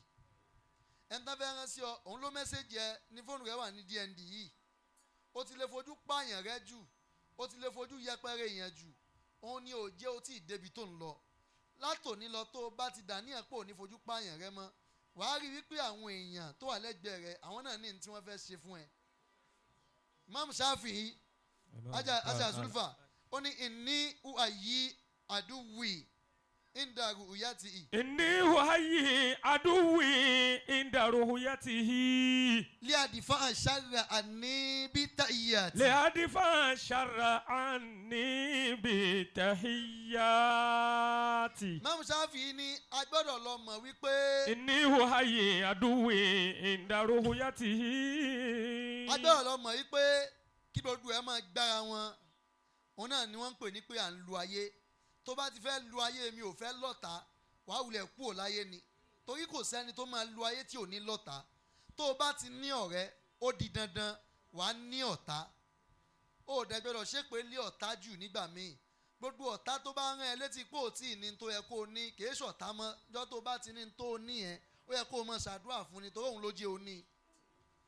àwọn ọ̀tá kan wà iṣẹ́ tán fẹ́ ṣe nínú ayé wa wọ́n fẹ́ tì wá lọ bí oríire ni ọ̀tá tó ń fi mọ́tò bú wa ọ̀tá tó ń fi àní ilé bú wa tó yẹ pé torí èébú tóun bú wa pa àní mọ́tò ànílé lápadà fi sáré tá a fi ní mọ́tò lápadà fi sáré tá a fi nílé òkín pé ò nípè yẹn lọ́ta ó kàn wù ẹ̀wù ọ̀tá ni ó ṣe é lákínní tí ò bá jọ̀tá fún ẹ tó bá ń sọ fún ẹ pé ayé ẹ ti dáa bó ṣe ní mọ́tò yẹn ó lè má ní mọ́tò tó fi kú tó bá ń sọ fún ẹ pé ayé ẹ ti dáa bó ṣe nílé yẹn ó lè má nílé tó fi kú àwọn èèyàn kan wà wọ́n wẹ̀wù ọ̀tá ni ọlọ́run rán wọn sí wa bíi màlẹ́kà kí wọ́n lè lé wa lọ bí oríire ni o. Imam Shafi'i ní o gbọ́dọ̀ bá gbogbo èèyàn jà o gbọ́dọ̀ lu ayé mi ìfẹ́ lọ́ta bámi mufti tá a bá ti gbé mọ́tò kúrò láti Mile 2 fẹ́ni tó bá ń gbé kó tá a fi dé Bágà àbí Ìbàdàn lápèjúwe àbí Mòwe ṣe rí ká máa drive lọ kí road safety dá wa dúró ká lo 5 minutes pẹ̀lú ẹ̀ ká kò lọ́dọ̀ tiẹ̀ kọ́lọ́pàá dá wa dúró ká tún lo 2 minutes ká tún kó ń bẹ̀ kí VIO náà tún dá wa dúró kí dánfó náà kọlù wá ọlọ́kadà tó wà lórí ọ̀kadà tó gbà ní ìsọrímẹ́ǹtì tí ò tí ì sanwó tán kó máa sọ fún ẹni tó wà nínú mọ́tò 25 million pé olórí bú ní iṣẹ́ ẹ̀dẹ̀ ráyé wá báyìí dákùntà ni ò ráyé wà nú àwọn méjèèjì ṣàmọ̀ yìí pé gbogbo ń tàn kakalẹ̀ yìí òun náà ń pè ní pé à ń lo ayé lọ o wá fẹ́ rọ́lọ́pàá títì mọ́ o fẹ́ rí VIO mọ́ o fẹ́ rí road safety mọ́ o fẹ́ rí tọ́ọ̀gì títì mọ́ o fẹ́ pàdé onídàáfó tó máa fún ẹ lóhùn pé àfa ọlọ́run fẹ́ bá ti jẹ́ ni o fẹ́ pàdé ẹ̀ ní títì mọ́ tó o bá ti gbé mọ́tò kúrò ní mile 2 tó o fi débàdàn tó o rẹ́ nìkan kan títì ayé àṣù wọn náà ìwọ fúnra rẹ ó béèrè pé yíbo làwọn èèyàn yíwọ ẹ̀jẹ̀ ń lọ bá wọn. ọ̀tá náà ló máa ń jẹ́ ká gbádùn ayé wọ́n kàn wá bọ́ta òṣè nípa ẹni àìdú làwọn mọ́sítà tó tún mí kú wà ọlọ́run ní gbogbo tẹ́ ẹ bá ní lágbára ni ẹ fi so ẹ̀mí yín ká má bàa kórìí ibúba yín ká má bàa bá tiyín jẹ́ ìwọ ló mú ẹ̀ńtúmọ̀ àwa mú àmọ́ ibi tó ti gbọ́ wá sí òfò ìwọ àtàwọn sáláfí ìwọ ló wẹ ọṣẹ mọ́ àwa ń wẹ̀ lọ́ọ̀sì tẹ́ ẹ fi ń wẹ̀ náà ẹ̀ kú mọ́ tán fi ṣe bàtà bá lè deny lọ́ọ̀sì ọṣẹ òyìnbó àwa deny ọṣẹ ilẹ̀ Yorùbá tá a já ewé ewúro tó yẹ pé Ọlọ́run ló sọ̀ kalẹ̀ fún wa Ọlọ́run ló ní ó máa wù ewé oríjìn ewé àánú ewé tó yẹ pé gbogbo ewé tá a dá ọkọ̀ kalẹ̀ yìí kì í ṣe bá bá ẹnìkan ló dáa gbogbo wa dé ayé abá ni a ṣe kọ̀ndẹ́mù tá a dáyé bá tọ́lọ́wọ̀n bá fẹ́ jí ó wúlò kò ní já bá láyé. Rabbana ma khalaqta hadha batilan. Ọlọ́run máa ń tó ń ṣe ọba tí ò fi ewé oríjìn sí Mẹ́kà tó yẹ pé Káàbà ló fún wọn ó mọ̀ pé Káàbà náà nídìí ni kò sí tó kan ọ̀tá ilé wa pẹ̀lú pa lọ Mẹ́kà lọ múra bá lọ ájì jẹ́ ń sọ fún ọ lónìí má rò pé tó bá lọ Mẹ́kà tó lọ múra àbó lọ ájì tó bá dé àdúrà rẹ ti gbà ó lé dé kó bẹ̀rẹ̀ ogun mi o mo ń bọ̀ fílẹ̀ fà lọ́dọ̀ àwọn ọ̀tá yín lọ́dọ̀ àwọn ọ̀tá lé yín lọ́dọ̀ àwọn àjẹ́ lé yín àwọn ò rí bíi pé o lọ ṣe ìbádà wọn rí bíi pé o lọ sin lọ́hùn oríire làwọn mọ̀ sí lẹ́lòmíà fi dé láti Mẹ́kà lábẹ̀rẹ̀ ìyà lábẹ̀rẹ̀ ìdààmú tí wọ́n sọ yìí pé láfa ìjọ tó ti dé láti Mẹ́kà ayé rẹ̀ ò báláǹsì mọ́ wàhálà ìjọ tẹ́lẹ̀ omi ti dé láti ájì ló ti ń tọrọ jẹ kì í ṣe pàdùà rẹ̀ ò gbà ó lọ jọ́sìn fọ́lọ́hún lọ́hùn ni gbà tó dé Nàìjíríà kí ló ń ṣe kó o tó lọ mọ́ fílẹ̀ náà ta ló sọ fún ẹ pé kó fílẹ̀ Zamzam ló wà ní Mẹ́kà Ọlọ́run fún àwa náà lómi mí bíbà yìí kò sírú Zamzam tó lè rọ láti ilé Ọlọ́run ní Mẹ́kà ní Mẹdínà ó lè rọ Zamzam tí wàá mú fọ́dún kan kò pọ́sibù bẹ́ẹ̀ wọ́n ní kó o mú tó fẹ́ mu kó o kó o bẹ́ẹ̀ kó o délé kó o máa mú mi mí lọ ni. kò sí ní tán pè ní tí wọ́n fi ń ṣoríire irinṣẹ́ oríire láyé òun ni kó o mọ̀ yí pé ara àwọn èèyàn lóríire wà tó bá ti lóò fẹ́ bá àwọn èèyàn ṣe mọ́ ò fẹ́ ṣoríire mọ́ ló ń sọ fún wa yẹn irú ibi tí mo dé yìí nísìnyí kó yẹ pé bí mo ṣe wọlé yìí èmi nìkan náà mo dé oníwàásí ìmọ̀já náà sì wá kò sí dírẹ́fà tó tẹ̀lé mi wá kò sẹ́ni tó fẹ́ ṣe fídíò ìmọ̀mọ́ kí ó wá Ebudola gan kọ́ ò pé ṣéwù sí òsì nǹkan Ebudola lè pe àwọn àfáà pé àbámufti ẹ bá mú àfáà àsìkò ọ̀nà ẹ fún wọn ní àǹtú àfẹ́ irin báyìí tẹ́lẹ̀ kò sí ní tán pè láfa àgbà nítorí pé àwọn ọmọ kí ó tẹ̀lé lẹ́yìn ni o ìmáàmù tán pè ní mọ́mù torí pé àwọn èèyàn tó lẹ́yìn rẹ ni tí ò bá ti sí èèyàn lẹ́yìn mọ́mù mọ́ màmúmù ni àbí fázù àbí múfàrídù. wà á máa mú mi bí orí fálì mọ́. kò sí nínú wa ẹni tó lè dá ayé gbé kò sí nínú wa Ọlọ́run nìkan ló lè dá ayé gbé ló fi pè rẹ̀ ní fárídùn sọ̀mọ́dù Ọlọ́run nìkan ní ìròyìn òun nìkan òun ló fit òun ló fi gbọ́dọ̀ wà ní àpọ́n ọmọ 35 years tí ò níyàwó ńlé ó sì ń pera rẹ̀ láàfáà kúrò láàrin wa òyìí ṣàfáà ànábì ò gbé kalẹ̀ báwọn mùsùlùmí ọmọ 30 years tí ò níyàwó gbogbo jọ́ìntì àwọn olóṣòlò sì mọ̀ olórí ibú ni ò ní sóríire kí sọ̀rọ̀ ẹ̀rín ó jọ bí ẹ̀rín ni ó strong náà yìí nísìn ẹlòmíì lè gba 3 ní ó strong yìí ó strong tó sì fẹ́ gba 3 yìí nísìn kò níyàwó tó fẹ́ lò kankan fún bẹ́ẹ̀ àwọn ọmọ ọlọ́mọ náà ló fẹ́ fi rún. La ilaha illallah. mo ń bọ̀ àfàdà kun ó ti sú ọ pé ó máa wo oríire lọ́ọ̀kan ni ò ní débẹ̀ mo ń bọ̀ torí gbogbo ohun tó yẹ kó o fi soríire òun ló ti fi dà tán yìí. báyìí mufti ọlọ́run dáa púpọ̀ kò sẹ́ni tó dáa tó ọlọ́run ẹ bá mi pariwo ọlọ́run kó lo kékeré Allahu Akbar. Allahu Akbar. báyìí mufti ọlọ́run dáa débi wípé gbogbo nǹkan tó fún wa tó wà limited yẹn ṣàwọn pé ẹ̀mí ọmọ ènìyàn ó wà limited ìgbà tí a lu ayé dà ó wà limited kò sọ́gbọ́n tó lè dá sí ìzájà àjà lòun láyé stark di múnẹ̀ sáà táwọn láyé stark kirun gbà téèyàn dá lọ́dọ̀ ọlọ́run tó bá ti pé yóò kú ò láyé náà ni ó wà limited oúnjẹ téèyàn lè jẹ sínú ẹ̀ ó wà limited téèyàn bá ti jẹ kọjá ikùn kò ní gbádùn ara rẹ̀ mọ́ oorun náà wà limited ó nígbà téèyàn lè sùn dàtà ní mọ̀ fura pé ṣèṣe pàfà àti kú sínú ilé kéèyàn sùn láti aago 8 alẹ́ kó sì má jí ní aago 8 alẹ́ ọjọ́ kejì yẹn pé àwọn èèyàn àwọn ọmọ kí ó lè lọ jálẹ̀kùn pé ó dà pé nǹkan ti ń ṣe ṣéwù ó wà limited àmọ́ Ọlọ́run dá débi pé nítorí kí ẹni tó fẹ́ ṣòfò ó lè ṣòfò káwọn tó fẹ́ ṣoríire ló ṣoríire kò wá jẹ́ kí spam ọkùnrin wà limited tí spam bá wà limited ni ẹlòmíì ti lo tiẹ̀ tán láti 22 years àmọ́ Ọlọ́run dá bó ṣe ń dá ní fún ní mi. sọ̀bábínálímà sọ́bá. bó ṣe ń lò tán lọ́lọ́ ẹ̀mọ̀ ẹ̀ka ẹ̀ pọ́ǹpù mi fún ó lè gbé ayé kó o fẹ́ dá wà kó o ṣoríire wọ́n bá tiẹ̀ jẹ́ náà ni. Ọlọ́run nìkan òun ni mo fẹ́ dá wà fit ẹni tó wà lẹ́gbẹ̀ẹ́ mi ṣẹ̀mí mo fẹ́ lé kúrò lẹ́gbẹ̀ẹ́ mi ò ní rẹ́ni kankan lẹ́gbẹ̀ẹ́ rẹ mọ́. ajá wa Zulfa Àmọ̀kẹ́ kí n ṣàdúrà lẹ́ẹ̀kan náà. ibi ọ̀rọ̀ náà dé ni wípé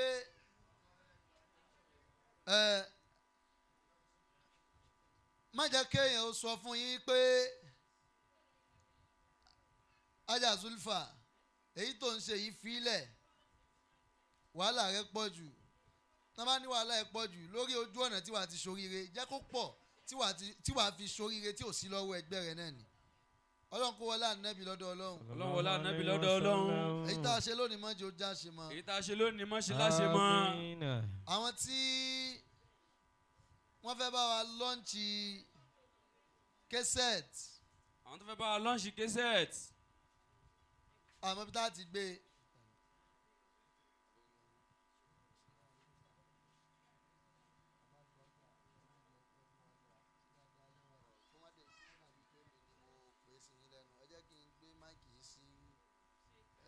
spíkà yìí kó lè jáde díẹ̀ náà kí n tó bá yín àná ọ̀sẹ̀ bàbá ẹ bá mi tún sọ ẹ bá mi lọ́ọ̀dù fún mi. ọmọ bínú lórúkọ mi Alhaji Oríyọmí ẹgbẹ́ àmọ́ lọ́jẹ̀ pẹ̀lú 500,000 naira. ẹ bá mi pariwo Allahu Akbar. Allahu Akbar. àkótí ìtàn oko wà dùà. látàzánà sí bàkà mi náà. bàbá wa Oríyọmí Ọlọ́run ní dá yín padà sẹ́yìn. àmín. Amina. Amin. Sallallahu alayhi wa sallam. Amin. Amina.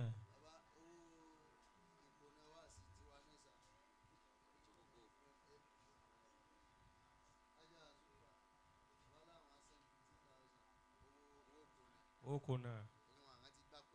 Masha Allah. Bàbá wa Oríyọmí ní Òṣogbo Ọlọ́run má jẹ́ kọ́lá àwọn ó parun. Àmín ya Allahu. má jẹ́ kí ọlá àwọn ó bàjẹ́. Àmín. Bàbá Oríyọmí wọ́n láwọn lọ́ọ̀nchì kẹsẹ̀tì pẹ̀lú 500,000 naira. Allahu Akbar. ó mọ iye owó ló fi gbọ́dọ̀ tóbi. Allahu Akbar. Allahu. Ọlọ́run má bọ́lá Alhaji wa Oríyọmí jẹ́. Àmín. yóò bá tún yàtọ̀ Ọlọ́run yóò máa dá sí fún wa. Àmín ya Allah. ọlá Kùránì lọ́dọ̀ Ọlọ́run. Àmín. Ajá Zulfa ta ni a fẹ́ pè.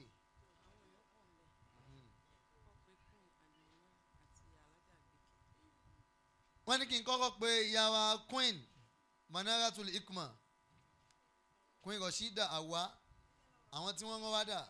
An-nasu min jihati tamuthil akifahu. àwọn tí Queen rán wá ìyá Manara. Adunmo Adamu wale Hawa. Masha Allah. Okay. Adunmo Tani kí n tún pè báyìí? Alájà wa Àgbékẹ́. Ìyá wa Àgbékẹ́. wale Hawa. Alájà wa Àgbékẹ́ dà. Anasu Ẹ dákun ẹ máa bọ̀ ìyá mi. Ká tó pàdé yín láti mọ̀ yín. Masha Allah. Gbogbo dáadáa yín ló dọ́dọ̀ wa. Ondebe. Kódà mọ̀ yín débi pé ẹsẹ̀ dé láti umura ni. Masha Allah rahman. Kẹ́lẹ́ mọ̀ pa mọ̀ yín dáadáa. Masha Allah. Ọlá ò ní tán lọ́wọ́ yín. Amina. Prógráàmù tí Àjà wa Zulfa wa ṣe lẹ́kọ̀ọ́ yìí. Ẹ wà nù pàtàkì tí Àjà Zulfa fi gbé prógráàmù yìí wá sí Èkó. Ẹ dákun ìyá mi. Masha Allah. Bẹ́ẹ̀ ni Adé bẹ̀ ẹ̀hún kan. Ẹ wà nù pàtàkì tí Àjà Zulfa fi gbé prógráàmù yìí wékòó. Ọlọ́run ní gba ọlá lọ́wọ́ yín. Amina. Ẹni dẹni àdán ìyá. Amina ya Allah. Ọdún tọ́lọ́run ṣe fún yín ò ní parẹ́. Amina ya Ọlọ́run Allah. tún ṣàlékún rẹ̀ fún yín. Amin. Kí la fẹ́ fi lọ́ǹchì kẹ́sẹ̀tì ọmọ yín? Ọmọ yín náà kú ni ẹ̀yin náà mọ bí gbogbo ẹ ṣe lọ. Kí la fẹ́ fi lọ́ǹchì kẹ́sẹ̀tì ọmọ yín? Mílíọ̀nù mélòó ni ká dárúkọ? Èèyàn ló wà níbi kìí ṣe àwọn èrò. Ẹ bá mi gbọ́dọ̀ tóbi. Allahu akbar. Ó mọ́lọ́run gbé tóbi. Akibaru Allahu akbar. Ìyàwó Àgbékẹ́ wọ́n láwọn lọ́ǹchì ẹ̀ pẹ̀lú 100,000 naira. Ẹ gbọ́dọ̀ tóbi ni. Allahu akbar. Ọlọ́run ní dà yín láàmú. Amin. Pẹ̀lú ògùn Ọlọ́run ẹ mọ̀ wà títí láéláé nínú ọlá ńlá ti dẹ̀ra. Amina ya Ọlá Allah. Babalamunigun lọ́dọ̀ Ọlọ́run. Amin. Ọlá àbá mufti níwájú Ọlọ́run. Amin. Ẹ fún wa náà ní èlò lẹ́fẹ́ fà wá. Èlò lẹ́fẹ́ fà wá. Oh. Ọ̀yà ọ̀yà. Inshallah. Àjà Zulfa tani ká tún pè. Man yalihi. Tani ká tún pè.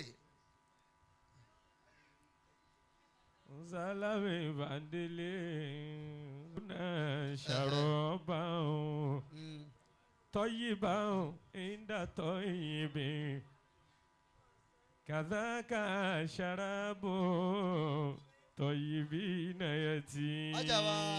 Àjà wa Rukoya CEO Ostrong. Ostrong. Afọlá Nabi Belong. Salamallahu alayhi. Ostrong yìí. Ostrong. Kọ́lọ̀ ń jẹ́ ó kárí gbogbo ayé. Amina. À ń ta yín láṣẹ ni o. Inshallah. Pẹ̀lú ògùn Ọlọ́run adẹ̀màmọ̀dájú bẹ́ẹ̀ pé yóò kárí ayé. Òun náà á kárí ayé. Kárí ayé. Bí àwọn báwọn yòókù rẹ̀. Bọ́bọ́ ṣe ń kárí ayé. Èmi ò mọ̀ èyí tó fẹ́ torí. Ṣẹ̀ríbùnà ṣàròbà o. Òyì ṣàfà. Tọ́yìbà o. Ìdá tọ́yìbì.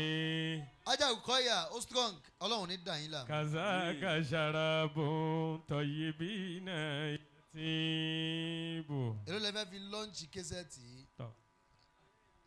Ọ̀rẹ́ mi olówó ẹ̀dùn tí Àjà Zulfa sọ. Ó ní ọ̀rẹ́ mi olówó. Mashallah. Ẹ bá ń gbọ́dọ̀ tóbi. Allahu akbar. Àjà wa Rukoya Ostrong. Ostrong. Ostrong. Ostrong. Mélòó lè fún àfáà yìí? Ààrẹ kò bọ̀lá. Páàkì. Pálí. Ẹ má gbé páàkì fún yóò bà nǹkan jẹ́ o. Ẹyọ̀kan náà ni ẹ fún kó má bà nǹkan jẹ́. Páàkì kan ẹyọ̀kan ẹ dákun ẹjọ́. Àjà wa Rukoya CEO Ostrong. Inshallah. Okùn ẹ ti ń kárí ayé nìyẹn o. Inshallah. Ṣé àwọn tí wọ́n ń fídíò rẹ̀ yìí ibi tẹ́yìn kan ti máa bára yín ẹ̀ máa mọ̀ pé pé Ostrong lóòótọ́. Inshallah. Pẹ̀lú ògùn Ọlọ́run ní pa yín rẹ́. Amina. Ọlọ́run ní pa yín run. Amin. Àjà Rukoya láwọn fún wa ní 200,000 naira. Allahu akbar. Wọ́n láwọn fi lọ́ǹchì késẹ́ẹ̀tì yìí. Èló lẹ fẹ́ fún àwa. Tọ́jú bàbá yín. Ọmọ ilé fún bàbá ẹ̀ lówó. Tí kinní kan bá dẹ́gbẹ̀ ọmọ mu ẹ̀ ní mọ́ mu. Hello ẹ tún pé yín gbọ́ dáadáa ni. Ẹ bá gbọ́ lọ́n tóbi. Allahu akbar. Ọlọ́run fún wa ní 20,000. Ọlọ́run fún àlùbáríkà sí. Àmín. Ẹ máa ṣe sí Àjà Zulfa mi. Àjà Zulfa. Haji Taofik láti ọ̀dọ̀ Moboluwa dúró. Haji Taofik láti ọ̀dọ̀ Moboluwa Rabbi wafikina Haji Taofik. li ikhlasi niyati. Ọlọ́run ní dá yín láàmú. Ọlọ́run nẹ́bí lọ́dọ̀ bi Ọlọ́run. qawlin wa fi'lin. Haji wa Taofik. واختمنا بإيماني. Èló ni wọ́n fi hàn yín pé kẹ́ fi lọ́ǹchì ẹ̀. Lórúkọ tí yín kọ́ ẹni lórúkọ wọn bẹ́ẹ̀ yín náà àti lórúkọ tèmi náà. Haji wa Taofik wọ́n ní látọ̀dọ̀ Moboluwa dúró alájà Moboluwa dúró láti US. Wọ́n ní wọ́n fún wa ní 100,000 naira. Allahu Akbar. Ṣé wọ́n fẹ́ tẹ nísìnyí? Ẹ máa fún àwọn yẹn ní àkáǹtì lẹ́ẹ̀kan náà kó yẹn lè tẹ̀ mọ́. Owó àdúrà ńkọ́ wọ́n fún àdúrà ara yín. Inú pọ́sì ló wá. Ọlọ́run ní yóò burú fún yín. Àmín. Ẹ bá kí alájà Moboluwa dúró yóò máa dá sí i. Àmín. Tani ká tún pè. Ṣé bàbá Mufti? Ìmọ̀ bá ti gbowó àwọn afá. Wọ́n ní ká pe bàbá Khalifa bàbá mi Mufti wọ́n fẹ́ fún ọmọ olówó. Ẹ bá mi gbẹ́lọ̀ ń tóbi. Allahu Akbar. Látọ̀dọ̀ bàbá Khalifa bàbá Mufti wọ́n láwọn lọ́ọ̀nchì késẹ́ẹ̀tì náà pẹ̀lú 50,000. Allahu Akbar. Ọlọ́run ní padà lẹ́yìn yín bàbá. Àmín. Gbogbo àfá tó mọ̀ ẹgbàá náà kọ́ ló mọ̀ ẹ náà. Tẹ bá rí àfá mi tó ń ká àbùkù ó mọ̀ ẹgbàá ni kò mọ̀ náà. Ọba tó ní kẹ́ mọ̀ gbà tó sì tún wá ní kẹ́ mọ̀ náà kò ní gba ọlá náà lọ́wọ́ yín. Àmín. La hawla wala quwwata illa billahil aliyyil azim. Táni kí n tún pè. Bàbá wa ààrẹ ọmọ Ògúnbà láti Ìjẹ̀bú Òde. Àmín. Ẹ yẹ àwùjọ kódà ẹ yẹ ayé kódà ẹ tún yẹ ìgbà. Gbogbo àdánwò tí ó bá yín tẹ́ ẹ fi ní yẹ ìgbà mọ́ tẹ́ ẹ ní yẹ àwùjọ mọ́ tẹ́ ẹ ní yẹ ayé mọ́ Ọlọ́run ní jẹ́ ó kàn yín. Àmín. Gbogbo àdánwò tí ó ṣẹlẹ̀ táwọn èèyàn fi ní tètè dá yín mọ̀ mọ́ tẹ́ ẹ bá yọ Ọlọ́run ní jẹ́ ó bá yín o. Àmín. Ọlọ́run á ní lọ́dọ̀ Ọlọ́run. Àmín. Bàbá èló lẹ́fi mílíọ̀nù mélòó lẹ́fẹ́ fi lọ́ǹchì ẹ̀. Mo mọ̀ pé ẹ̀yin ẹ gbọ́dọ̀ dára tó tún. Allahu Akbar. Bàbá wa di banj wọ́n láwọn máa lọ́ǹchì ẹ̀ nísìn àmọ́ àwọn ò ní sọ. Wọ́n fún wa lélẹ̀ lówó àdúrà. Ọlá ò ní tán lọ́wọ́ yín. Àmín. Ẹ bá mi fowó àdúrà sọ́dọ̀ bàbá Khalifa bàbá Mufti. Ẹ dákun. Ọlá ò ní tán lọ́wọ́ yín. Àmín. Ọlá kò á ní lọ́dọ̀ Ọlọ́run. Àmín. Ẹ ṣé ẹ máa wà dáadáa. Àmín. Ẹ máa wà dáadáa. Ọlọ́run wọlá bàbá Babalamunigun. Ọlọ́run wọlá bàbá Babalamunigun. Ọlọ́run wọlá ìkàlẹ̀ bàbá Mufti Diyar. Wọlá ìkàlẹ̀ bàbá Mufti Diyar. Ajá wa Zulfa. Ajá wa Zulfa. Ọlọ́run bá gbé yín ga. Ọlọ́run bá gbé yín ga. Ju àgbéga tẹ́ ń lò lọ́wọ́ lọ. Ju àgbéga tẹ́ ń lò lọ́wọ́ lọ. Àmín. Ajá wa Zulfa. Ajá wa Zulfa. Ẹ ti di òkè. Ẹ ti di òkè. Ẹ ní jábọ́ mọ́ láíláí. Ẹ ní jábọ́ mọ́ láíláí. Àmín. Ẹ ní dẹni àná. Ẹ ní dẹni àná. Àmín. Ọlá Kùránì lọ́dọ̀ Ọlọ́run. Ọlá Kùránì wájú Ọlọ́run. Ọlá gbogbo àwọn ẹni Ọlọ́run. Ọlá gbogbo àwọn ẹni Ọlọ́run. Ó ti ń dùn báyìí. Ó ti ń dùn báyìí. Kò dùn mọ́. Kò dùn mọ́. Kò yẹ mọ́. Kò yẹ mọ́. Ọlọ́run ní jẹ́ ó kàn yín. Kò ní kàn yín láíláí. Ọlá Kùránì lọ́dọ̀ Ọlọ́run. Ọlá Kùránì wájú Ọlọ́run. Àmín. Gbogbo ẹni tí òun náà bá ní tó fẹ́ gbà lọ́dọ̀ Ọlọ́run. Gbogbo ẹni tó náà bá ní tó fẹ́ gbà lọ́dọ̀ Ọlọ́run. Lábẹ́ pa fẹ́ ṣàdúrà. Lábẹ́ pa fẹ́ ṣàdúrà. Ìwọ náà dàníyàn. Ìwọ náà dàníyàn. Dàníyàn. Dákun má jẹ́ kéèyàn bá orojọ́ má sì bá èèyàn rojọ́. Dákun má jẹ́ kéèyàn bá orojọ́ ìwọ náà má sì bá èèyàn rojọ́ lásìkò yìí. Dákun àníyàn ni ó dà. Sọ́n tó ń bọ̀ nínú jẹ́ fọ́lọ́run. Sọ́n tí ń bọ̀ ọ́nú jẹ́ fọ́lọ́run. Sọ́n tó ń pa ọ́ lẹ́kún fọ́lọ́run. Sọ́n tí ń pa ọ́ lẹ́kún fọ́lọ́run. Ohun tó lè sọ fún èèyàn. Ohun tó lè sọ fún èèyàn. Sọ fọ́lọ́run. Sọ fọ́lọ́run. Mo fẹ́ jẹ́ o dàníyàn ní ìṣẹ́jú kan. Dákun dàníyàn ní ìṣẹ́jú kan. A ní o dàníyàn ọtún rojọ́ náà ni. Wọ́n ní o dàníyàn ọtún rojọ́ náà ni. kò ní ṣẹ́kù ẹnìkan láàyè yìí tádùá rẹ̀ ò ní gbà. kò ní ṣẹ́kù ẹnìkan láàyè yìí tádùá rẹ̀ ò ní gbà. àmín. ṣé àdúrà náà ló yẹpẹrẹ ló lè dà ní àbọ́lọ́hún tá a fẹ́ ṣàdúrà sí ló tóbi jùlọ. ṣàdúrà ló yẹpẹrẹ ní àbọ́lọ́hún tá a fẹ́ ṣàdúrà sí ló tóbi jùlọ. tó fi ń rojọ́ lásìkò àdúrà. tó tún fi ń rojọ́ lásìkò tó ní o dàníyàn. mo ṣàdúrà títí kò gbà òun fojú pa àwọn ẹni ọlọ́run rẹ náà ni. mo ṣàdúrà títí kò gbà òun fojú pa àwọn ẹni ọlọ́run rẹ náà ni. àní tá a wá gbà láà ní owó tá a wá gbà ń bì àwa ṣàdúrà kó má tán fún ajá zulfa àti gbogbo ẹni tó bá dúró tì náà ni. àwa ṣàdúrà kó má tán fàlájà zulfa àti gbogbo ẹni tó bá dúró tì náà ni.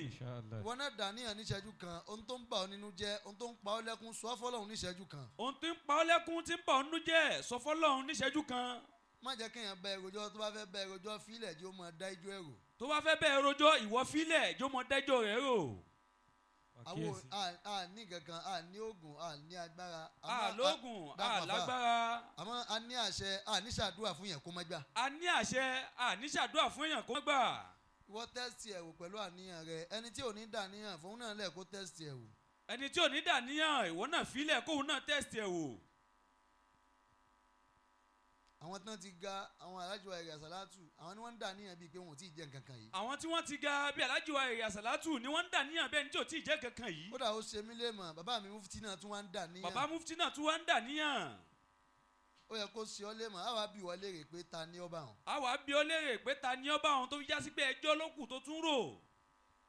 ó lè rojọ́ lásìkò tí wọ́n ń kọrin. o lè rojọ́ lásìkò tí wọ́n ń kọrin. kódà ó lè rojọ́ lásìkò tá à ń ṣe wáàsí torí tó máa ń sọ náà ni pé kò sí wáàsí tó gbọ́ rí. kò sí wàásí tó gbọ́ rí náà lẹ́jọ́ rẹ tó máa ń rò. àtijọ́ thank you. àti gbọ́ thank you. àmọ́ eléyìí ṣe wáàsí kì í ṣorin àníyàn ni lórí àdúrà dàníyàn. àníyàn ni lórí àdúrà wọ́n ní o dàníyàn. inshallah. bisimilahi rahmani rahim. bisimilahi rahmani rahim. وخشعت الأصوات للرحمن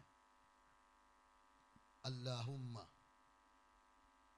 أنت الكل ومنك الكل وفيك الكل وبيك الكل ولديك الكل ولك الكل وكل كل برحمتك يا أرحم الراحمين قل لو كان البحر مدادا لكلمات ربي آمين لنفد البحر قبل أن تنفد كلمات ربي آمين ولو جينا بمثلي مددا قل إنما أنا بشر مثلكم يوحى إلي أنما إلهكم إله واحد آمين فمن كان يرجو لقاء ربه فليعمل عملا صالحا آمين ولا يشرك بعبادة ربي أحدا آمين بارو الله أكبر لما تقول كجد بيرلو الله أكبر الله أكبر الله أكبر كبيرا.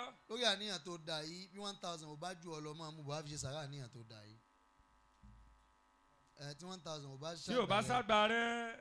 wọ́n mú bọ̀ wá fi ṣe sàrà àníyàn tó da yìí. wá fi ṣe sàrà àníyàn tó dáa. bí wọ́n bá ní jù bẹ́ẹ̀ lọ lè mú wá. bí wọ́n bá sì ní jù bẹ́ẹ̀ lọ náà o lè mú wá. àwọn mọ̀jì ó kéré sí 1000. mọ̀jì ó kéré sí 1000. wọ́n sì fi rányàn mú débi fúnra rẹ ni. wọ́n fi rányàn mú débi fúnra rẹ ni. ó dá mi lójú pé èèyàn ní dáàyè yìí kọ́rọ̀ rẹ ó máa níyànjú. ó dá wa lójú pé èèyàn ní dáàyè yìí kọ́rọ̀ rẹ ó máa yanjú. bàbá wa ẹ̀rẹ̀ àṣàlátù Adamallah hayatahu. ọlọ́run ní padà lẹ́yìn. ọlọ́run ní padà lẹ́yìn. ẹ̀ ní jayé wẹ́yìn bàbá. ẹ̀ ní jayé wẹ́yìn. àdúrà yín ó gbà. àdúrà yín ó gbà lágbàjálẹ̀. ọlá Kùránì lọ́dọ̀ ọlọ́run. ọlá Kùránì lọ́dọ̀ ọlọ́run. dùá ṣíṣe àfíńdájọ́ ni. sára ṣíṣe àfíńdájọ́ ni. bàdúrà bàgbà tán bàjọba kan wá. mákò táwa fẹ́ni tí ó dájọ́. àdúrà ṣíṣe àfíńdájọ́ ni. sára ṣíṣe àfíńdájọ́ ni. bàdúrà bàgbà tán bàjọba kan wá. mákò táwa fẹ́ni tí ó dájọ́. ìka parapọ̀ wọn máa lé ọ̀la. ìlà parapọ̀ wọn máa lé ògo. oyin parapọ̀ wọn máa lé ayọ̀. ọlọ́run dákun wá pàṣẹ ènìyàn. kí wọ́n parapọ̀ sí wa lórí. àdúrà ṣíṣe àfíńdájọ́.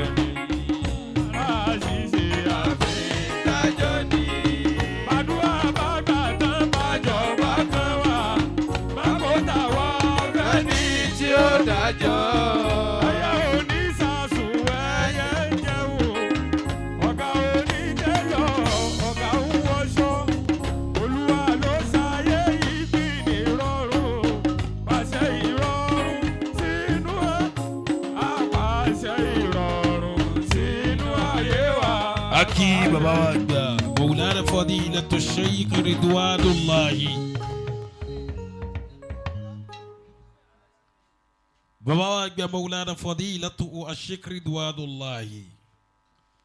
Baba wa Siru Babalamunigun ben pariwo Sheikhu. Era kun gbogbo wa ta ben joko e ban parun pọ̀ ká ní Sheikhu. Ọlọ́run dákun jẹ́ kẹ́mi yóò gùn sa. Wala bibi anabuwa Muhammad. Wala la ilaha illallah. Ọlọ́run ló rọ yín iṣẹ́ rẹ̀ lẹ́njẹ́. Méjì náà làáfà fi máa ń kúrò nínú ìlànà tẹ́ ń bẹ́ẹ̀ yìí. Alákọ̀ọ́kọ́ ń bẹ̀ ní kọ́lọ́n gba istijaba kúrò lára rẹ̀. Gbogbo ẹni tí ń dọ́dọ̀ rẹ̀ táyé ń kí wọ́n táwọn lọ ń dúpẹ́ pọ́lọ́hún ti ṣeun tá a wá béèrè lọ́dọ̀ yín. Kó wá di pé wọ́n ń débẹ̀ Ọlọ́run ò ṣe bẹ́ẹ̀ mọ́ Ọlọ́run ó rí táyé onítọ̀hún nù. Ẹlẹ́ẹ̀kejì ni tàjálí àti mawala tọ̀dọ̀ Ọlọ́run tí ó mú ẹni Ọlọ́run kúrò nílẹ̀ lójijì. Bàbá wa Sheikh Ridwanullah ọlọ́mọ fi kankan bẹ̀ dán yín o. Amina. Wala bíbí anabuwa Muhammad. Amin. Wala la hawla wala quwwata illa billah. Ẹ̀mí Ẹ̀mí gígùn fún bàbá o. Àlàáfíà fún bàbá. Ara ṣe lọ́pọ̀lọpọ̀. Gbogbo ìgbà kára òde yìí gbẹdẹmukẹ́. Baba wa gba Adunmo Ọlọ́run dákun jẹ́ lógígùn ẹ̀mí sá. Wala Qur'anul Adi. Amin. Baba ní kele yóò mọ lọ gbòòrò àkómi gẹ́gẹ́ bí ìṣe yín ní gbogbo ìgbà. Olúwa dákun jẹ́ alẹ́ máa gbà lọ́wọ́ yín. Amin. Bí wáyé pé ìtawó máa ṣe tá a fi máa gbó lọ́wọ́ yẹn àgbàlagbà ni Ọlọ́run jẹ́ alẹ́ máa gbó lọ́wọ́ yín. Amin. Èyí tá a fi gbè pé yín Ọlọ́run máa jẹ́ alẹ́ ṣe. Amin. Ẹ bá ń ṣe amínà dáadáa. Amin. Mo kí baba wa gbà baba wa al-miskinu billah. Tí n bá ti kí wọn bẹ́ẹ̀ wọ́n ti gbà á. Alájà wa Zulfa wọ́n ní láì ní fa àsìkò jìnnà mọ́